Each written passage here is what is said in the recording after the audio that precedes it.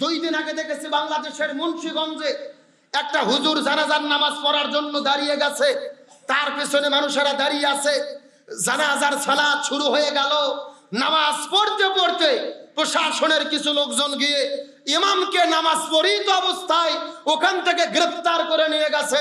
জোরে বলেন নাউজুবিল্লাহ। 90% মুসলমানের দেশে নামাজ পড়িয়ে তো কোনো মুসল্লিকে গ্রেফতার করা হবে, এটা বিশ্বাস করতে লজ্জা হয়।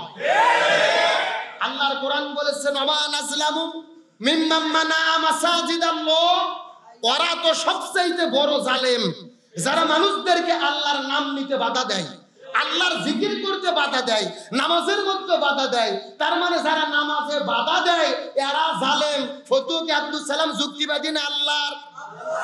আরো জোরে বলেন কার? আমরা সুস্পষ্ট করে বলতে চাই, চাকরি বাঁচানোর জন্য এমন কাজ করবেন না, মুসল্লিদের হামলা করবেন না, নামাজে বাধা দেবেন না যার কারণে জালেম হয়ে মৃত্যুবরণ করতে হয়।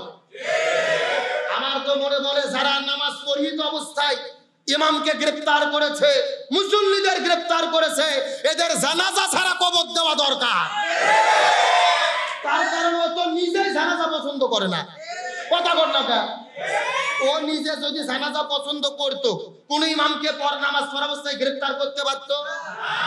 আমরা বাংলাদেশের সব হুজুর যদি একদল হয়ে যায়, একত্রিত হই যে ওদের জানাজা পড়বো না, ওরা কিছু করতে পারবে? পারবে না। তার বাস্তব প্রমাণ এই বাংলাদেশে একজন সব্যসাচী কবি ছিল শামসুর রহমান। ওই শয়তান মরার আগে বলছিল যে ফজর নামাজের যখন আজান দেয় মনে হয় ব্যবসা তার খরিদ্দারকে ডাকতেছে। জোরে বলেন নাউজুবিল্লাহ। এই মরে যাওয়ার পরে ঢাকা শহরে সব হুজুর একদল, এর জানাজা আমরা কেউ পড়বো না। পুলিশ যায় তাকে বড় মসজিদের ইমাম আগেই বলে চলে গেছে, কিন্তু মুয়াজ্জিন আছে, মুয়াজ্জিনকে জোর করে ধরে নিচ্ছে নামাজ পড়ানোর জন্য। মুয়াজ্জিন নামাজও পড়াইছে, নামাজ পড়ার পর আমরা জিজ্ঞেস করলাম, এই মুয়াজ্জিন তুমি নামাজ পড়াইলা কেন?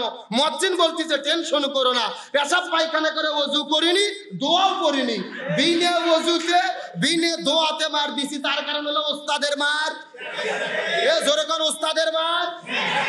তোমরা সারা জীবন হুজুরদেরকে দেখার পরে চোখ গরম করবা, মরার আগে হুজুরদের রাজাকার ট্যাগ লাগাবা, জানাজায় বাধা দেবা, আর তোমরা মরে গেলে আমরা জানাজা পরে জান্নাতে ঢুকে দেব, ওই ধান্দা বাদ দাও। জোর করে নিয়ে যাবে নামাজ পড়ানোর জন্য, আল্লাহু আকবার বলে চুপ করে থাকবো, কোনো দোয়া পড়বো না, ফাটা বাটাম। এ কথা কোন? ইসলাম বিদ্বেষীদের সঙ্গে আপোষ হওয়ার কোনো সুযোগ নাই।